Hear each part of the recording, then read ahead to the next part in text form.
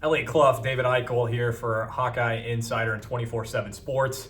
Following Iowa's 41-3 throttling of Minnesota here in the battle for Floyd of Rosedale.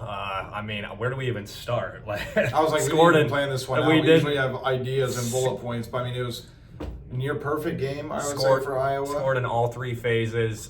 In the first 19 minutes. Yes, absolutely nuts. Let's start with the first drive. How about that? Yeah. Because I just wrote an article this week about how Iowa has struggled on opening drives, 14 plays, 16 yards. 2 touchdowns, and they have continually decided to take the ball. Today it works out. I'm taking full credit for that, by the way. But really well executed drive. Gronowski almost had Seth Anderson in the end zone, but they end up scoring anyway. Really impressed with how that was executed. Yeah, I need to rewatch the film because I had a few people on our Hawkeye Insider point out that they thought Seth kind of pulled up on his route a little bit because initially it just kind of looked like he overthrew him, but again, I need to go back and rewatch film, but that was such a big emphasis this weekend, especially since Kirk doubled down even in his post-game press conference and said, you know what we're going to do? We're stubborn. We're going to take the ball. So, and honestly, I do think it was a domino effect, right? Because you look at the way this game ended up, like Iowa went up 17-0 before Minnesota ran its 5th play from scrimmage. Like that was how big of a throttling it was. I thought Gronowski was fairly sharp for the most part today. Iowa's run game, I do think, especially in the second half, I don't want to say it's cause for concern. But obviously, like they're going to need to do a lot better against Oregon. But it's so hard to nitpick with what we saw. I know we got a chance to see justice for Cooper DeJean. Caden Weegen said he almost fair caught it, which I thought was hilarious. You can see it. Rewatch it. You can watch the replay. You can see it, and then he said, "Screw it." Probably put that PG for us. Yeah, probably. Was actually probably going through his brain. But no, you're right, Elliot. Mark Gronowski and that Iowa offense, it just seems like they're continuing to take a step forward. That first drive just really established the tempo for the game. And honestly, you and I talked about after they scored right away, and especially after Minnesota went 3-0, we said, this could be a beatdown. It kind of just had that feeling, though, too. Mm-hmm. We heard a little bit about that going into this week, and that was a possibility. Iowa felt that way, not publicly. We did not hear that publicly, but this is a game that Iowa handled from start to finish. You mentioned the passing game. Anderson specifically, again, we need to rewatch that play, but Gronowski still a little late on some throws and overthrows. Those are the two things, again, if you're nitpicking. Largely a good day for him. He scores on the ground again, his 11th rushing touchdown of the year. I think that leads all quarterbacks. If not, it's close. He entered with 10 and he tied, so it just depends if another quarterback got another 2. But the other thing you need to mention too when it comes to Gronowski, finally you guys a chance to see Reese Vanderzee get a touchdown. And honestly, I think the thing that Kirk was pointing out post game when he talked about, Mark sometimes just needs to sling it. It to me, the way I interpret it is Kirk's telling Mark to take more risks and to throw the ball downfield.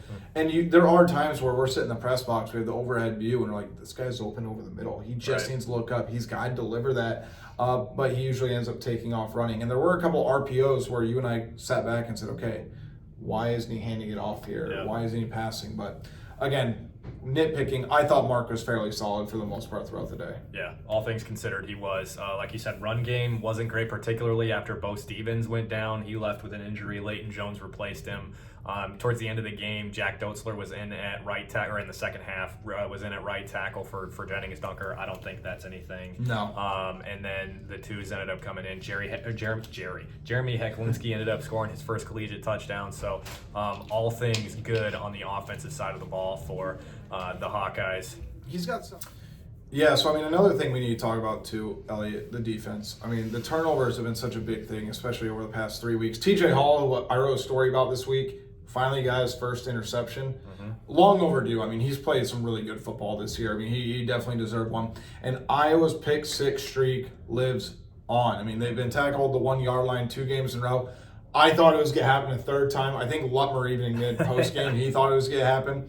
Xavier admitted he missed a block there too, which I thought was kind of funny to hear him talk about. But apparently the Doughboys talked about it last night as players entering the game. So, they talked about keeping that streak alive. And once Lutmer got it, they made him pay. But aside from that too, and I thought Kirk's comment about the turnovers was really, it provided a lot of great context when I got a chance to ask about post-game. The full quote will be on HawkeyeInsider.com.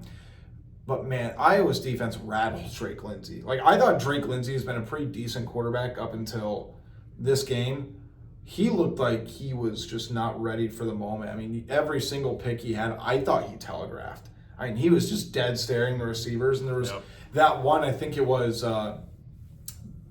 Was it? I think it was T.J. Hall's pick, where it's like there was a guy downfield. He's staring it down, and he threw it straight in double coverage, and we're just sitting there like, what did he see? Yeah. It wasn't like he had to throw the ball downfield to get rid of the football. Like, I legit just don't know what he saw, and the ball just floated. And right when that happens, it's kind of just like an arm punt. And even TJ said it like, it was pretty easy for me to go up and grab that. Was Cam Buffington's interception against Lindsey as well? I would need to double check the stats on that. Me too. But if it is, he threw 3 picks today. Either way, Minnesota threw 3 picks today. That doubles the amount that they had going into tonight's game. Yeah. So really good showing by the Iowa defense. You said Lindsey was rattled from the get-go. From the get-go. I mean, in 3 focal points, I wrote about scoring on the first drive, Mark throwing for a touchdown pass, and then making Lindsey force the issue. They did all 3 of those. Yep. And like you said, a little bit of redemption for Cooper DeJean, Caden Weegan. I knew you were going to ask about that right away. I had to. The first question, I knew that was coming. But defense was really awesome from top to bottom. I mean, they didn't have 100 yards till like halfway through the fourth quarter when the backups were in. Right. Oh, by the way, Buffington got the pick the next play. Yes. And they could not run the ball at all. Lindsey had a bunch of hype going into this game. He looked mediocre at best. Granted, he's a redshirt freshman, so he's got plenty of room to grow. You can see the tools. But Lutmer was awesome. I really think he's on the fringe of stardom. I said in my recap piece that next year is gonna be the year for him. Like he might have a legitimate NFL decision to make after next year. He's that good to me. By the way, 2 players from Central Lyon, George Little Rock tonight. Little tiny town in tiny school district in Northwest Iowa, super Northwest Iowa. Both score in Zach Lutmer and Reese Vanderzee tonight. So representing Central Lyon, George Little Rock. Pretty cool. I mean, it's also taking a step back too. Think about the big picture. That was about as perfect of a 3-week block as you could ask for. Yeah. You took care of Penn State. No, it wasn't perfect, but they got the job done and they won it in a different way. Wisconsin, it's the worst Wisconsin team at least in 30, 40 years, okay? Like without a question. Very bad. But then Minnesota, who basically big brother Nebraska last week, the physicality wise, they won like 6 straight against them at this point, and then Iowa big brother Minnesota. I said it was basically the equivalent of them taking the oars off the boat and making them watch it as they snap it over their leg. This was never a game. The game was over 5 minutes, like 6 minutes into the game. Yeah, once it was 10-0, 7. Once it was 17-0, 17-0, it was over. All of us in press row were like, "Yeah, this is over." Start the running clock. I had 4 downs done basically, probably before the start of the fourth quarter. Like they're just. My recap was done at the end of the third. Exactly. I had Sean do something for Hecklinski since Hecklinski scored. But, I mean, again, it's not a perfect game. You don't want to nitpick too much. You'd like to see the offense pick it up in the second half. And the one thing I will say that Mark touched on post-game is he said, look, we all got in that locker room. And the first thing he said was like, yeah, we celebrated, but we all thought we left a lot out there. They could have done a lot better. Now, look, screw yardage, okay? It doesn't matter in a game like this. It's 41-3. Yes, they need to run the ball better against Oregon. Yes, the passing game has to be there. But, like, you take a 38-point win over a rival who is fresh off its own predominant win over Nebraska the previous week. Now Iowa gets a chance to rest up. And I'll tell you, man, this is going to be a hell of an atmosphere in Kinnick Stadium when Oregon comes to town. It's shaping up for a really good game here in Kinnick Stadium. In 2 weeks, Iowa got the bye week ahead. Some time to rest up, some time to get ready for the Ducks. I feel really bad for you. Well, we'll see. My stepsister is getting married that day. If it's an 11 a.m. kick, I will be here. If not... you hate everything. Yes. Okay. Thanks, Dave. See, I got you. So, Elliot Clough, David Eichel here for Hawkeye Insider and 24/7 Sports. Plenty more to come. Plenty of content there with us on Hawkeye Insider. You can get 30% off right now, all of our VIP content. So, do that today. Once again, Elliot Clough, David Eichel here for Hawkeye Insider.